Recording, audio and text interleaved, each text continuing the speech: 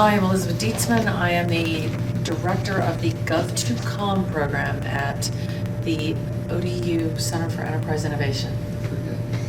This is Marty Kazabowski, who is the head of the Center for Enterprise Innovation at ODU. She's still new. She still has to figure out what organization she works with. Yes, I am Marty Kazabowski. I run the ODU Center for Enterprise Innovation, which is a relatively new organization still.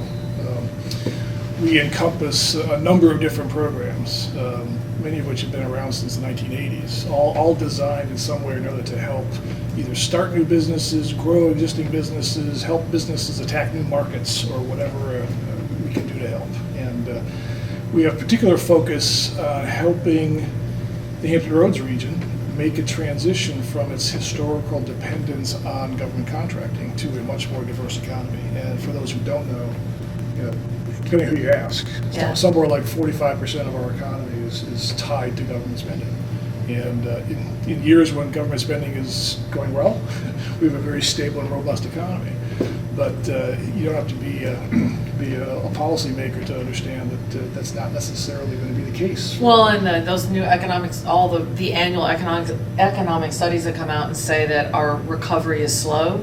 Part of the reason our recovery is slow is because the government, the defense spending in Virginia in general, and in our region is down, so that makes our economic recovery slower. And it's not just defense. We have a significant Department of Energy lab up in Newport News, J-Lab, and NASA Langley Research Center has been there since 1917. So we have a lot of dependence on government spending, and all of it is under threat in one way or another. So there's a lot of incentive throughout the region to address new markets, particularly emerging markets. And getting away from the traditional, the Holy Trinity. Yeah, and you're really familiar with a lot of different markets, cyber, obviously unmanned systems. All of those have started certainly in the government world, but those are rapidly becoming commercial markets. And so we recently spun up this thing called Gov2Com. Yes. And the idea really is to help our local government contractors, of which we have many, really figure out better, more effective ways to break down the barriers that they face when they try to attack commercial markets. And that's really the focus of the Gov2Com program. Yeah, there are government contractors who have tried this for years. Yeah. You've known people who've done it again and again. Some do well, and again. But most of them fail. But there are many, many barriers to them doing it successfully. There really are, and they're not hard to understand. A lot of times the barriers are similar to what you face when you do exports.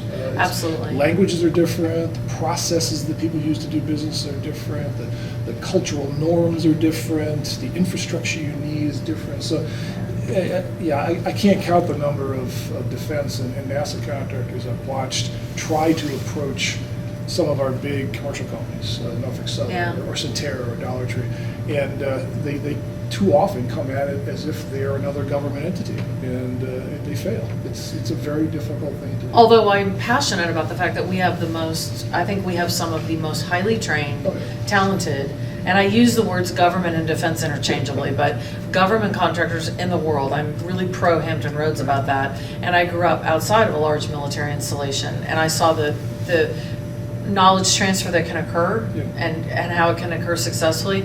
There's no question that they need additional help in getting that message across. You make a good point. As you know, too, we're lucky because we have a ton of companies with really great intellectual property. Oh, yeah. All of which have been paid for by the government. Absolutely. So why aren't we better at using that for commercial purposes? It's a challenge. It's just a bunch of challenges, and so many companies don't really realize what those challenges are until they get into it. And so what we're trying to do at Gov2Com is to head off some of those problems. And Gov2Com is a big deal, and anybody who sees this video should go to gov2com.org, sign up, and just participate. It's all about build a culture profile, set up a group, join the conversation. Yeah. So, all right. And call us if you have any questions. Call her. Call me. Job. And let's make a success of this.